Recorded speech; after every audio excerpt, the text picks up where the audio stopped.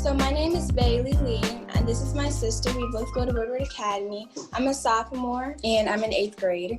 And we want to thank you so much for taking time out of your busy schedule so we can celebrate Black History with you and learn a little bit more about your life.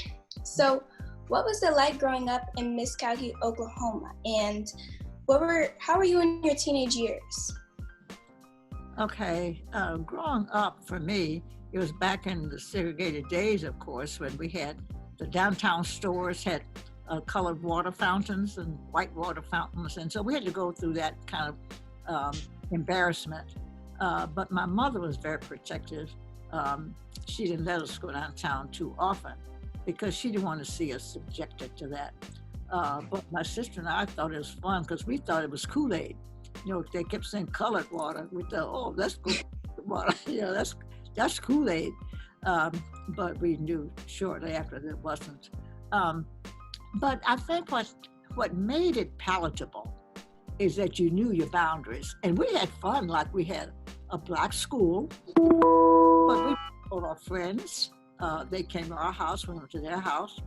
And so it wasn't like we were denied going to white people's homes.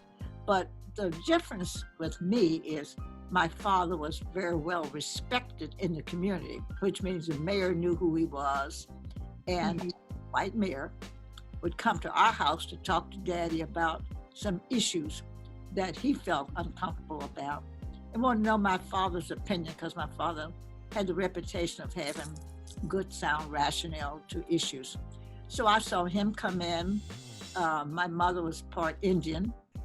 So with the Native American side of life, we saw Native Americans coming into our house often for one reason or another. So I grew up, although everything else was segregated, I wasn't afraid of white people. And that helped me when I moved south here to Atlanta, because a lot of people are just scared of the police, scared of white people. I didn't grow up being afraid of them because I saw them often. But I knew I was in a segregated environment and made the most of it. So we were protected pretty much. And so it was okay for the moment. Okay, so when did you know you wanted to become a civil rights leader?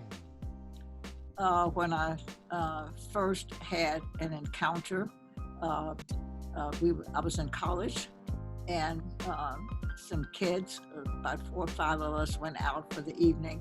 And on the way back home, to the dormitory, everybody wanted a hamburger. We stopped at a hamburger place. We all had money. All we wanted was a hamburger. And we walked in to ask for what we wanted. And the guy who was there by himself had a long butcher knife. It was 3 feet long, it was so long. But he said, "You niggers, get out of here. You know, Wow. If you don't get out of here, I'll cut all your heads off." And with that thing, Wow. it was 9 feet long. He looked like he could do that. Well, that was pretty intimidating. Of course, you know the death. You know you're Black, and you know he's white, and we were in Nashville, Tennessee, so we were in the South. But those words were, "You know you don't belong here." I've heard that now. After that, so many times, you don't belong here. And it's a piercing kind of insult. Once that happens to you, you know, this is America, and you do belong here. You were born here. You know this is your land, but someone is in control. And that kind of starts you thinking. And so the older you get, the more you think and the more you get confronted. And so I just became an activist because I knew I had to. I wanted conditions changed, and I wanted to help change them. And it doesn't take much. Just be denied an opportunity, and it will pierce your very soul to get up and do something. Welcome to New Life Presbyterian Church, where our mission is to bless, bloom, become.